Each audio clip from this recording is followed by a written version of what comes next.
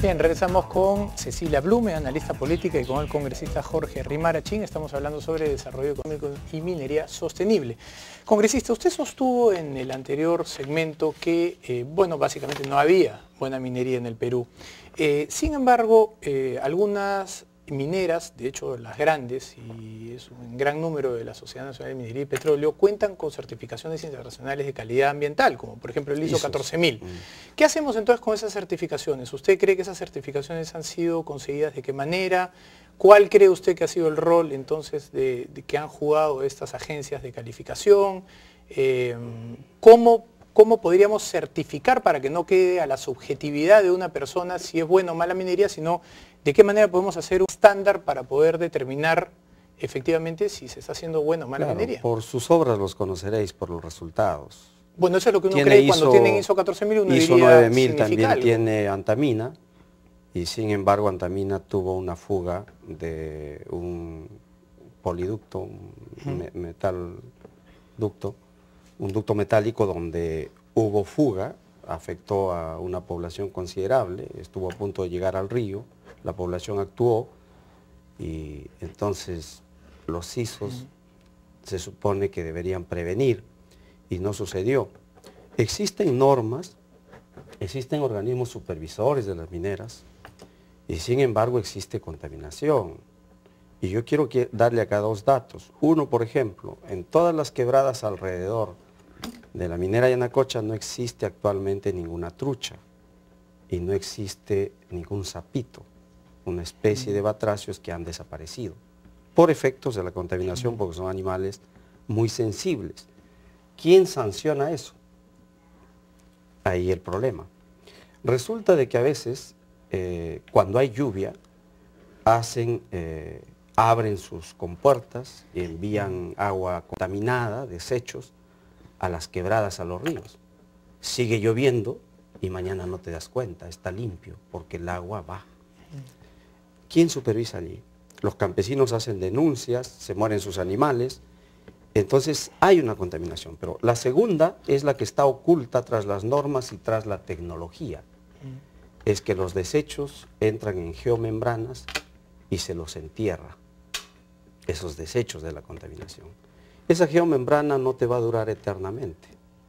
En unos 30 o 40 años tienes una ruptura, una fuga y una contaminación directa a las aguas subterráneas.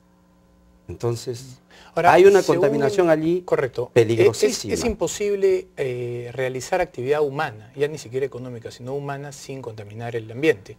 Uno al caminar, al respirar está contaminando. Claro, pero hay una diferencia. Si el Perú es un país en el cual la actividad económica y la actividad minera principalmente contamina, ¿cómo explicamos, por ejemplo, que la contaminación total de la actividad económica del Perú es con las justas 40 veces más alta que la de una isla tan pequeña como Cuba, que además es una isla que no produce casi absolutamente nada, sino vive del petróleo de Chávez? Hay una contaminación que no se ve y que no la pero difunde. eso se mide, pues son toneladas de CO2 que se... Sí, pero quiero hablarte de otra contaminación. Los obreros entran a las mineras con sus botas, sus guantes, su casco y su overol, y están contaminados con metales pesados. El otro día en el Congreso presenté a un ex trabajador de la minera Antamina con muchos metales pesados, incluido uranio dentro de su organismo, y que con análisis de sangre no te salen los resultados, porque la sangre, cuanto pasan los días, va limpiándose, pero queda en el organismo los metales. Y en un análisis de cabello, en un análisis de uñas sale. Hay un ex trabajador de Yanacocha que también va a ser presentado en el Congreso, y hay como 4 a 6 trabajadores más que se están animando a denunciar este hecho. Entonces, he ahí que el Estado tiene que participar, y yo coincido ahí con Cecilia, de que desde el Congreso hay que dar más normas, no hay que someter a los trabajadores como conejillos de indias. Lo más probable es que se están contaminando aún con los instrumentos de bioseguridad que tienen, y entonces es necesario otros instrumentos de bioseguridad. ¿Y usted está fuera de completa duda de que eso es de la parte de estas mineras, que no han sido trabajos... Ahí están los análisis, los resultados, Y son testimonios sorprendentes. Habría que medir estadísticamente cuántos más trabajadores se contaminan. Sin duda sería interesante y solo en hacer trabajo, el estudio, ¿no? Y solo en trabajo a tajo abierto. Ellos no han estado en fundición ni en en el trabajo propio de la precipitación de los metales. Muy bien. Cecilia, tú has trabajado en el Estado durante muchísimos años. Y en el organismo regulador. Y has estado, te iba a decir eso, justamente has estado en los organismos yo fui la primera encargados. gerente legal de Ocinermin. Bueno, entonces, pues, ¿no? ¿cómo has permitido que la minería se desarrolle de esa manera? Mala bruja. Cuéntanos un poco, ¿cuál es tu opinión? A ver, No es yo creo cuestión que la de actividad sensibilidad. minera ha evolucionado y la actividad regulatoria también. El regulador en energía se crea en el año 97 y me toca a mí ser su primera gerente legal. Y no solamente me toca eso, tuve el privilegio de ayudar en la redacción de la ley de creación de los INER y luego en su reglamento, obviamente. Entonces le puedo contar un poco la historia al congresista del devenir de la regulación y de los controles. Yo creo que lo que hay hoy día, en el año 92, se hace el primer estudio de impacto ambiental y lo hace Yanacocha voluntariamente, no había ni siquiera normas. Y esto ha devenido al 2013, donde tenemos mucha normativa. Yo creo que tenemos bastantes normas. Yo creo que las normas hay que cumplirlas.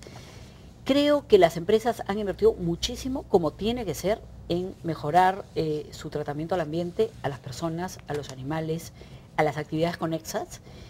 No creo lo que dice el congresista. Yo lo invito además a denunciar si es que hay un trabajador que tiene uranio y tiene la obligación legal como ciudadano de denunciarlo, porque estoy segura que hay normas laborales y de salud pública que impiden que se contamine a las personas en el centro de trabajo. Y la denuncia es penal y la hace cualquier ciudadano, porque en los temas penales, como el agraviado es el Estado, es la población, es la sociedad, cualquiera tiene derecho a denunciarlo. Por lo tanto, el congresista debería hacer esta denuncia penal, vaya al Poder Judicial, a cualquier juzgado y haga la denuncia. Obviamente el que alega prueba y tendrá que probar que lo que está diciendo es cierto.